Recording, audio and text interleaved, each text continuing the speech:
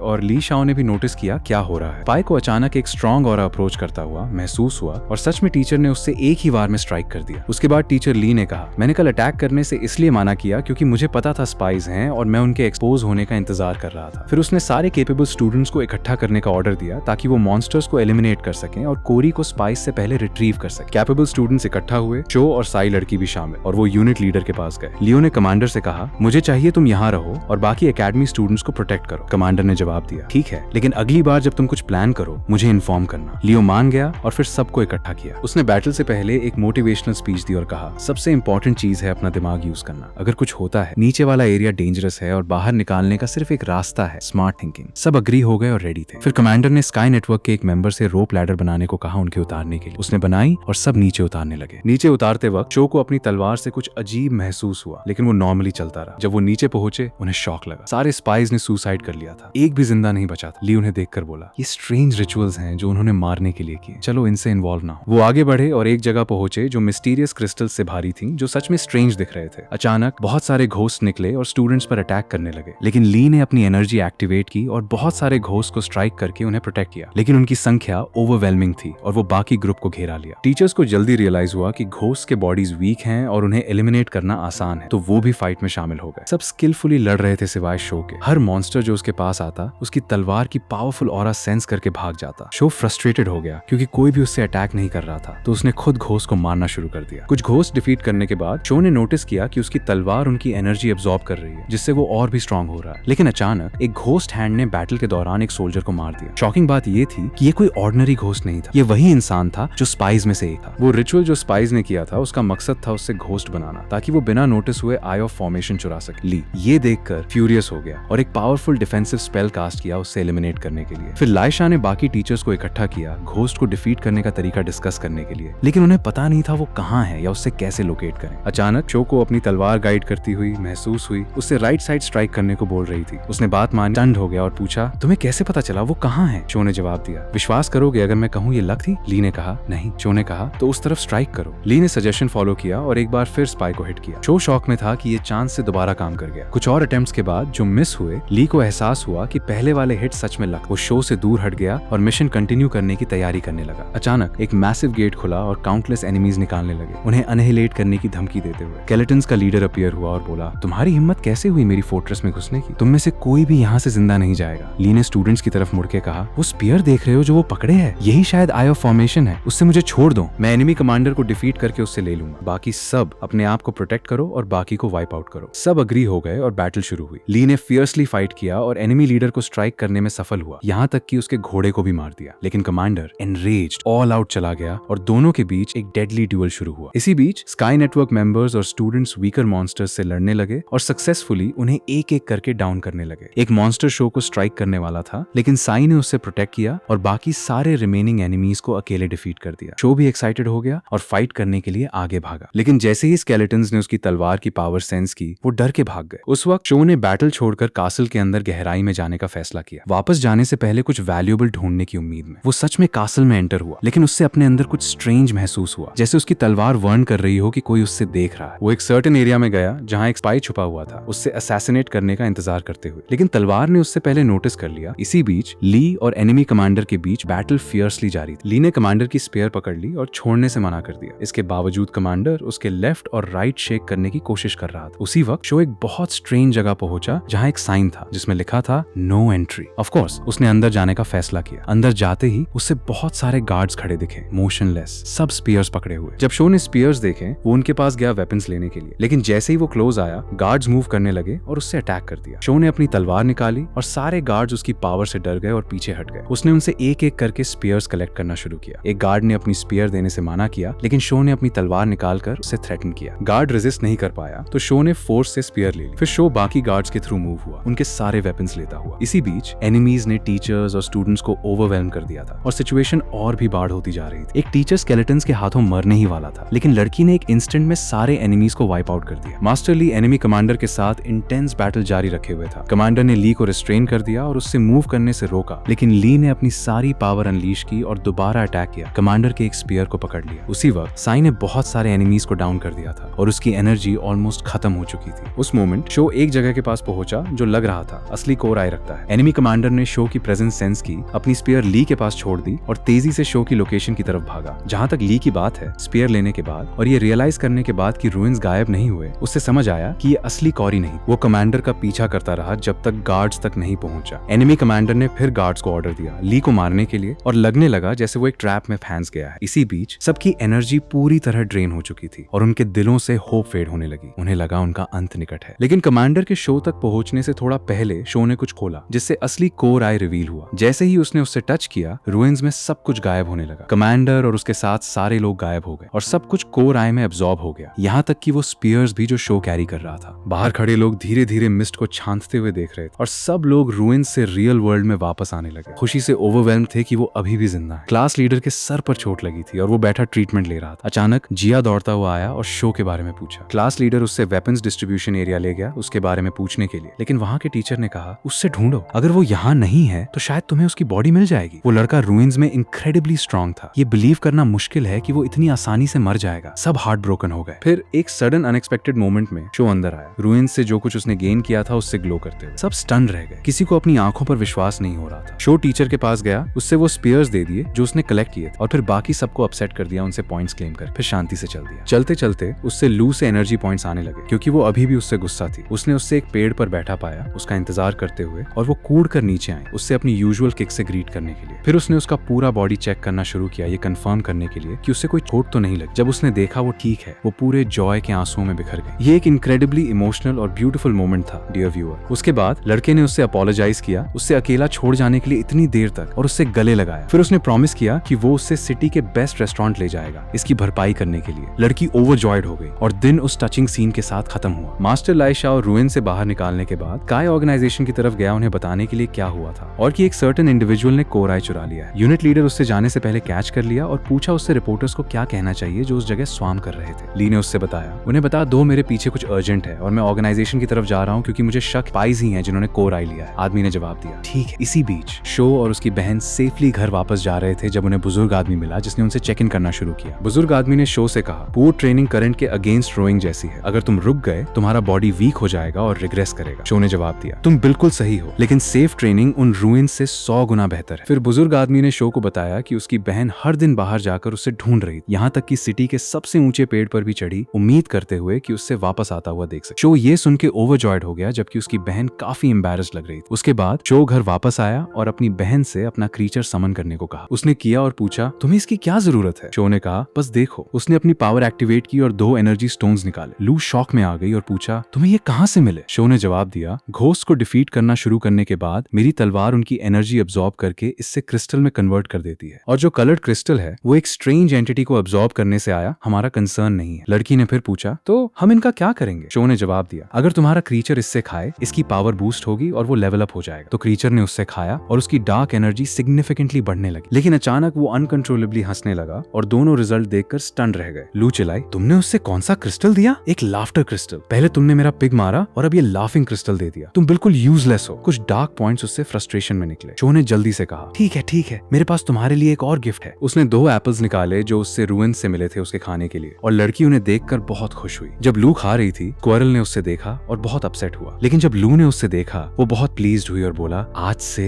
तुम मेरा पेट हो। उसने उसका नाम शिया रखा और उसके साथ खेलने लगी। पहले स्क्विरल गुस्सा था और उसे समझ नहीं आ रहा था क्या करे, लेकिन लू के कुछ चिप्स देने के बाद उससे पसंद आए और वो फिर से क्यूट बन गया। उसने उससे बताया, अगर तुम्हें और चिप्स चाहिए तो तुम्हें अपनी पूरी जिंदगी मेरे पीछे चलना होगा। स्क्विरल मान गया। शो अपने कमरे में गया और फॉर्मेशन आई निकाली। उसने अपनी पावर यूज की उस पर और अपना कॉन्शियसनेस उससे कनेक्ट किया। अचानक उससे लगा जैसे वो हवा में उड़ रहा है, जैसे एक मैजिकल ऑरा से घिरा हुआ हो। पता चला कि ये formation I seal of river and mountains कहलाता है, और ये उससे सराउंडिंग एरियाज को देखने की एबिलिटी देता है बिना दिखे। शो फिर अपने होश में वापस आया, लेकिन उससे सील में कुछ स्ट्रेंज महसूस हुआ। उसने अपना कॉन्शियसनेस दोबारा कनेक्ट किया और फिर से अंदर गया। अंदर जाते ही उससे एक वास्ट स्पेस मिला जिसमें कुछ वेपन्स थे जो उसने रूइंस के अंदर कलेक्ट किए। वो बहुत खुश हुआ और उससे अपना पर्सनल वेपन स्टोरेज बनाने का फैसला किया। अचानक शो को एक ह्यूज गेट दिखा और वो उसकी तरफ चला, उससे खोलने की कोशिश करते हुए। पहले वो नहीं खोल पाया, लेकिन अपनी पूरी स्ट्रेंथ यूज करने के बाद उससे गेट का एक छोटा हिस्सा खोलने में सफलता मिली। जब उसने अंदर झांका, उससे वही रूइंस दिखे जिसमें वो पहले था गेट के अंदर। शो ओवरजॉयड हुआ और उसने डिसाइड किया कि जब वो और स्ट्रांग हो जाएगा वो उस गेट को पूरी तरह खोल देगा और उसके अंदर ट्रेन करेगा। उस वक्त लू शो के लिए बहुत वरीड थी, सोचते हुए कि उससे कुछ बुरा हुआ है। जब शो ने उसकी चिंता सेंस की, वो उससे रीअश्योर करने वापस आया कि वो ठीक है। उसने कहा, मैं सिर्फ अपनी नई पावर टेस्ट कर रहा था, बस इतना ही। लू ने उससे गले लगाया और कहा, मुझे लगा तुम मुझे फिर से छोड़ दोगे। वो बहुत सैड थी। शो ने फिर उससे प्रॉमिस किया कि वो उससे कभी नहीं छोड़ेगा और उससे डिनर पर इनवाइट किया। ये खुशी और वार्मथ से भरा एक मोमेंट था। फिर उसने उससे बताया, जो पैसा मैंने गैदर किया है उससे मैं तुम्हें एक और ट्रिप पर ले जाऊंगा। ये सुन के लू ओवरजॉयड हो गई और खुशी से भर गई। इसी बीच स्काई नेटवर्क का हेड अपने असिस्टेंट के साथ इकट्ठा हुआ फॉर्मेशन कॉर्प्स के मैटर पर डिस्कस करने के लिए। असिस्टेंट ने कहा कि लाई शाओ को शक है कि एक स्पाई ने फॉर्मेशन कॉर्प्स लिया और उसकी पावर अब्सॉर्ब कर ली, लेकिन लीडर ने जवाब दिया, मुझे नहीं लगता एक स्पाई ही वो था जिसने कोर लिया, जरूर कोई और है। मैंने ऑलरेडी 2 एजेंट सिटी में भेज दिए हैं मैजिकल एनर्जी के फ्लो को मॉनिटर करने के लिए। जहां भी एक अनयूजुअल एनर्जी स्पाइक डिटेक्ट होगा वहीं फॉर्मेशन कॉर्प्स होगा। क्लियरली ये लीडर कोई ऑर्डिनरी आदमी नहीं है, वो सच में अपनी पोजीशन डिजर्व करता है। असिस्टेंट ने फिर कहा, रॉयल डिवीजन क्लास ने रूइंस में बहुत खराब परफॉर्म किया, लेकिन टीचर के रिपोर्ट के मुताबिक 2 स्टूडेंट्स ने अवेकनिंग एक्सपीरियंस और उनके पावर लेवल्स बैटल के दौरान बहुत हाई थे। उनमें से एक के ग्रेड्स कम थे लेकिन रिमार्केबल कॉम्बैट एबिलिटी दिखाई। शो की तरफ इशारा करते हुए और दूसरी एक लड़की थी जिसके पास हाई पावर और कंसिस्टेंट फोकस था, क्लियरली साई की तरफ इशारा करते हुए। ये सुन के कमांडर इंप्रेस्ड हुआ और उसने साई को स्काई नेटवर्क में रिक्रूट करने का फैसला किया स्पेशल ट्रेनिंग के लिए। और इसके साथ हमारे एनिमे का सीजन 1 यहाँ खत्म होता है। सीजन 2 के लिए बने रहिए और लाइक सब्सक्राइब करना और नोटिफिकेशन बेल दबाना मत भूलना अपडेटेड रहने के लिए। मिलते हैं अपकमिंग एपिसोड्स में। अलविदा।